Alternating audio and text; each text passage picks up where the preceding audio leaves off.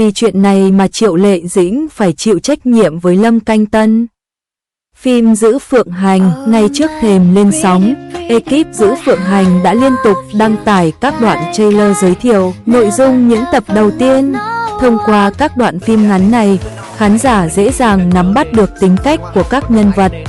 Không đồng ý với việc liên hôn giữa linh giới và thiên giới, Bích Thương Vương Thẩm Ly, Triệu Lệ Dĩnh đào hôn và bị thương, được một người phàm nhàn tản mang tên Hành Vân, Lâm Canh Tân, đưa về nhà.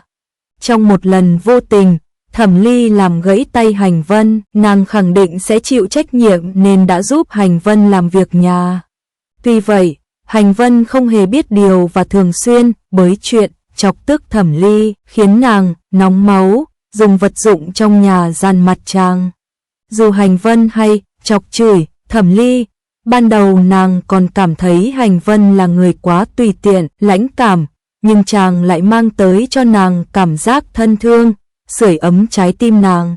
Dần dần, nàng phải lòng người đàn ông bị chính cấp dưới của mình gọi là phế vật này, thậm chí nàng còn 5 lần 7 lượt chủ động tỏ tình lẫn biểu đạt tình cảm của mình. Hạnh phúc không được bao lâu, nữ vương linh giới bị sư phụ ép trở về kết hôn. Biết chẳng thể đe dọa được Thẩm Ly, người của linh giới bèn lấy Hành Vân ra làm con tin, buộc Thẩm Ly phải đồng ý. Trước khi rời đi, Thẩm Ly trao nụ hôn và 500 năm tu vi cho Hành Vân để chàng có thể sống sót sau khi bị thương nặng, cũng để chứng tỏ tình yêu mà nàng dành cho chàng. Có thể thấy, những tập đầu phim mang màu sắc hài hước nhưng không kém phần cảm động. Thẩm Ly cứng cỏi, gia trưởng, lại bại trận toàn tập trước một Hành Vân hay tỏ vẻ yếu nhược, trà xanh, lắm mưu kế.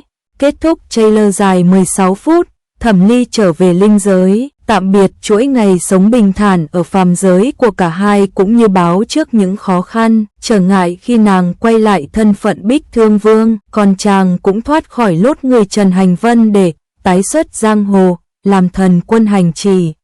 Tin không hay, sau bao ngày chờ đợi, cuối cùng, bộ phim chuyển thể từ tiểu thuyết Bổn Vương ở đây của tác giả Cửu Lộ Phi Hương mang tên Giữ Phượng Hành đã chính thức ấn định lịch phát sóng. Bên cạnh đó, để giải đáp thắc mắc cũng như mang bộ phim tới gần công chúng hơn, chiều ngày 14 tháng 3, đoàn làm phim Giữ Phượng Hành đã tổ chức buổi họp báo tại Thượng Hải. Trong buổi họp báo, Triệu Lệ Dĩnh, Lâm Canh Tân cũng như các diễn viên khác thuộc đoàn làm phim đã có những hoạt động nho nhỏ, đem đến phút giây thư giãn vui vẻ. Trên sân khấu, Triệu Lệ Dĩnh miễn cưỡng nhận chiếc đèn lồng thỏ con do Lâm Canh Tân tặng, còn không quên trêu đồng nghiệp cũng như gợi lại kỷ niệm cũ. Anh đấy, bao nhiêu năm rồi vẫn chẳng tiến bộ hơn chút nào.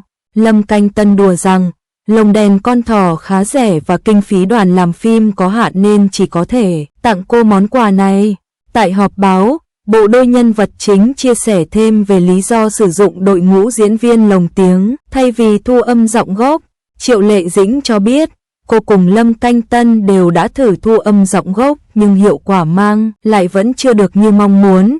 Vậy nên, để đem tới hiệu quả tổng thể tốt hơn, đoàn làm phim đã hợp tác cùng ekip của một trong số những đại thần giới lồng tiếng Biên Giang. Ngoài ra, đoàn làm phim Giữ Phượng Hành còn công bố trailer mới mang màu sắc hài hước, tươi sáng và giới thiệu sâu hơn về xuất thân cũng như mối quan hệ của các nhân vật xuất hiện trong phim. Đặc biệt, thông qua trailer này, khán giả biết thêm rằng, ngoài Hành chỉ Lâm Canh Tân ra, vẫn còn nhiều chàng trai khác đang tìm cách ghi điểm trong mắt Thẩm Ly. Triệu Lệ Dĩnh Giữ Phượng Hành xoay quanh câu chuyện của Thẩm Ly, nữ vương ma giới tiếng tăm lừng lẫy.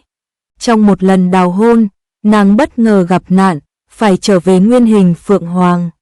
Chẳng ngờ, lúc tỉnh dậy, nàng đã thấy bản thân nằm trong chuồng, lại còn bị người ta tưởng nhầm là gà rồi đem ra chợ bán.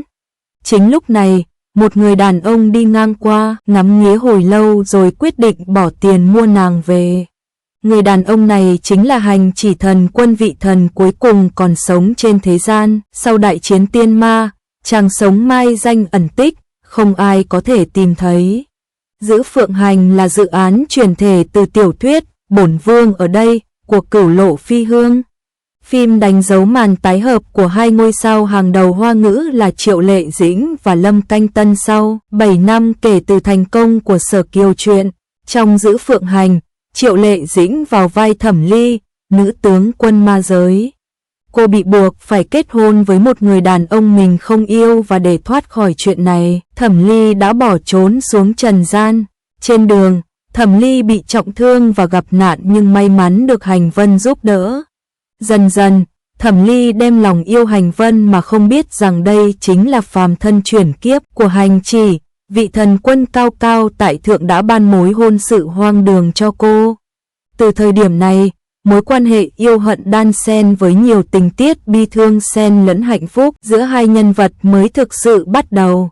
Giữ Phượng Hành được hoàn tất từ cuối năm 2022, nhưng đến thời điểm hiện tại bộ phim vẫn đang trong trạng thái án binh bất động, chưa có lịch chiếu. Hồi tháng 8 năm 2023, cộng đồng blogger có tiếng tại Trung Quốc đã tiết lộ rằng bộ phim này nằm trong danh sách các tác phẩm bị hoãn chiếu do nam diễn viên phụ Châu Tuấn Vĩ vướng vào scandal, phát ngôn không đúng chuẩn mực dẫn đến bị phong sát.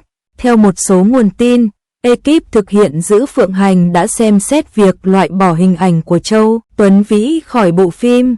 Liệu dự án này có vượt qua được những khó khăn để trở thành một tác phẩm thành công hay không, vẫn là một dấu hỏi lớn đối với làng điện ảnh Trung Quốc.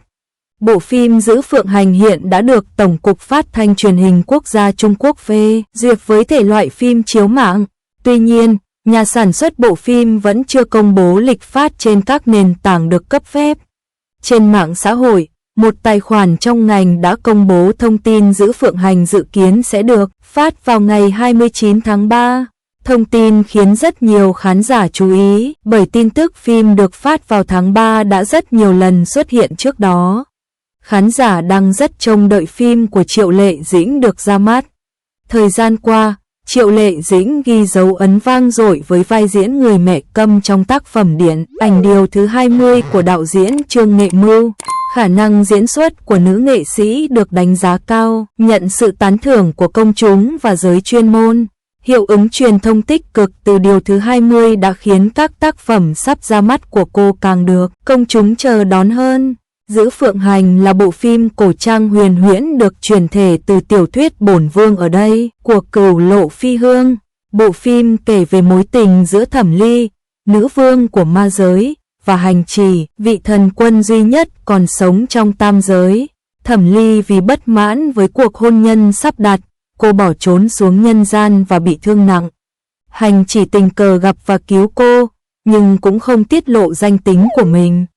Chuyện tình yêu đầy trắc trở của cả hai cũng bắt đầu từ đây. Giữ Phượng Hành đánh dấu sự tái hợp tác giữa Triệu Lệ Dĩnh và Lâm Canh Tân. Trước đó, cả hai đã cùng tạo nên tác phẩm Sở Kiều truyện rất thành công, giúp tên tuổi của cặp nghệ sĩ nâng lên vị thế mới. Nhiều khán giả đang đặt kỳ vọng vào sự tái hợp này có thể tiếp tục tạo nên một bộ phim thành công cho điện ảnh Hoa ngữ.